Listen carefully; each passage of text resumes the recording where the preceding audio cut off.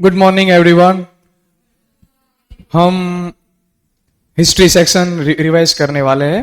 Chapter 4 tribal दिकूस and vision of golden age. दिकूस का क्या मीनिंग है? दिकूस मतलब आउटसाइडर। तो ट्राइब पहले समझना है, ट्राइब कैसे जीते, उसके लाइफस्टाइल कैसी है, उसके बाद बाहर से आउटसाइडर से क्या इंपैक्ट होता है ट्राइबल लाइफ्स में, वो पूरे चैप्टर में रिवाइज करने वाले हैं हम। तो हमने स्टडी किया था कौन सी ट्राइब है, मुंडास ट्राइब। इसमें मुंडा, संथल, ओराओस। तो क्या कैसे पॉलिटिकली क्या चेंजेस आए ट्राइब्स लाइफ में, सोशली क्या चेंजेस आए और इकोनॉमिकली क्या चेंजेस आए। तो सोसाइटी में क्या हुआ, पहली सोसाइटी ट्राइब सोसाइटी कैसी होती है, इक्वल स्टेटस होता है, उसमें कास्ट सिस्टम नहीं है। तो अगर कास्ट के साथ क्या इन्फ्लुएंस हुआ, पॉलिटिकली क्या पावर चेंजेस हुए, एडमिनिस्ट्रेशन वाइज, इकोनॉमिकली कैसे उनके लाइवलीहुड पे अफेक्ट हुआ, ये तीन फैक्टर। तो ट्राइबल लाइफ में झूम कल्टीवेशन, शिफ्टिंग कल्टीवेशन क्या है कि जो एक जगह फार्मिंग हो रही है तो हार्वेस्टिंग के बाद दूसरी जगह चले जाएंगे, move one place to another. Small patches of land, cultivators burned vegetation to clear for cultivation, then spread the acids which contain potash that is good for fertility, soil fertility के लिए।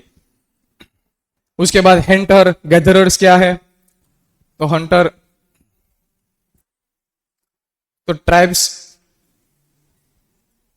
Tribes कैसे food gather करते थे और सबके लिए वो distribute करके खाना खाते थे फूड के वाइज। समझ में आया? तो हंटर गैदरर्स का क्या था, एक यूनिटी थी, लॉयल्टी थी, उसमें वो फीलिंग थी, tribal feeling.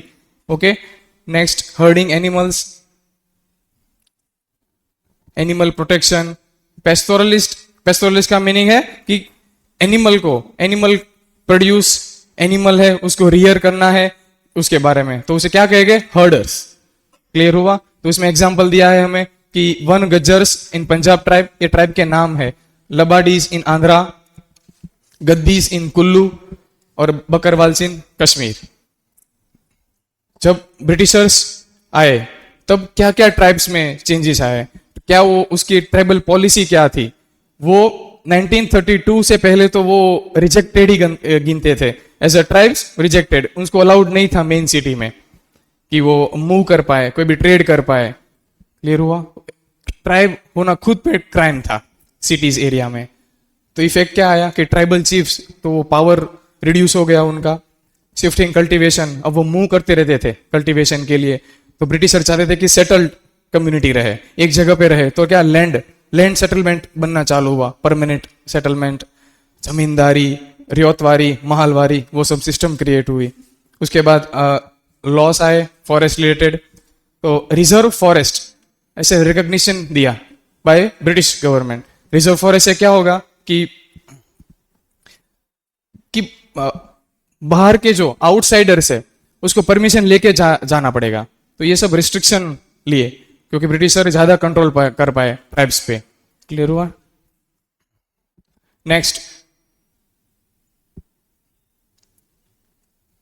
Forest department established villages in which Jhum cultivators, मतलब shifting cultivators, were given small patches of land to cultivate, but in return they had to provide labor to forest department. Settlement के लिए, land settlement के लिए उसने British government ने, क्योंकि पता है ये ट्राइब्स जो है वो उसको काम देना पड़ेगा वरना वो मूव करती रहेगी। तो ब्रिटिश गवर्नमेंट ने क्या किया कि लैंड देना चालू कर दिया, और क्या उससे होगा कि लैंड दे दिया तो वहां पे वो फार्मिंग करेंगे, सेटल हो जाएंगे। ये हुआ ये फॉरेस्ट। तो बदले में क्या करेंगे, उसके फैमिली मेंबर्स में उसको लेबर देना पड़ेगा, क्योंकि ब्रिटिश गवर्नमेंट का भी प्रोजेक्ट्स हो गए, रेलवे याद आया 1854 बाय डेल हाउसी, ये सब। अब ये देखो, ये ट्राइब्स पे तो प्रॉब्लम्स आ रही है, उनकी जो लाइफस्टाइल है उस पे इन्वॉल्व रह रही है ब्रिटिश गवर्नमेंट, तो रिबेलियन होना चालू हो गया उसके अगेंस्ट, उनकी पॉलिसी के अगेंस्ट। तो एग्जांपल से Coles rebellion in 1831 Madhya Pradesh में है ये, rolled and Santhals in 1855, Bastar rebellion in central India, Warli revolt in Maharashtra, Barsi movement of 19th century. अब बिरसा मुंडा के बारे में स्टडी करते हैं तो 19th सेंचुरी के एंड में उनका रोल आता है। कहाँ पे आता है? मुंडा ट्राइब में। मुंडा ट्राइब कहाँ है? छोटा नागपुर प्लाटू रीजन में, झारखंड एरिया में। तो मुंडा को एक ट्राइब का हेड था, लीडर था वो। तो उसने पहले तो गांधी जी से इन्फ्लुएंस था, तो लिकर जो प्रैक्टिस चल रही थी तो उसने सोशल लाइफ चेंज करने की कोशिश की। अब वो ऐसा चाहता था कि ट्राइब्स में वो लेबर बाहर काम ना करे, अपने अपने एरिया में, अपने लैंड जो एरिया है वहीं पे काम करे। क्लियर हुआ? दूसरा क्या था कि मुंडास जो थे उसमें क्या थोड़ा करप्शन जैसा आ गया था, तो ये चीजें भी ना हो, तो उसने वो एक्टिव पार्टिसिपेशन था उनका रिफॉर्म में।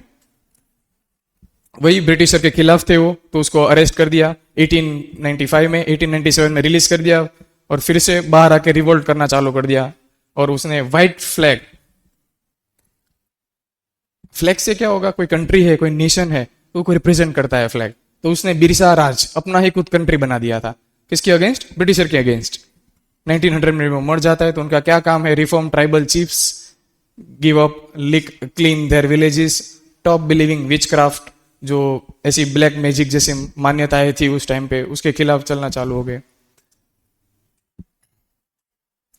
अगेंस्ट मिशनरीज, क्योंकि मैंने बताया था कि क्रिश्चियन मिशनरीज, क्रिश्चियन का रोल ज्यादा हो गया था ब्रिटिश गवर्नमेंट के साथ, तो उनके खिलाफ ज्यादा कन्वर्जन ना हो, क्योंकि एक रिलीजन कन्वर्ट होगा तो उससे property, land area, social belief, वो सब चेंज हो जाएगा, कॉलोनियल माइंडसेट होने लगेगा।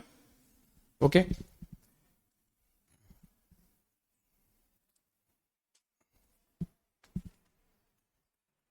अब ये वर्कशीट एक बार क्वेश्चन आंसर फॉर्म में देख लेना आप, चैप्टर 4।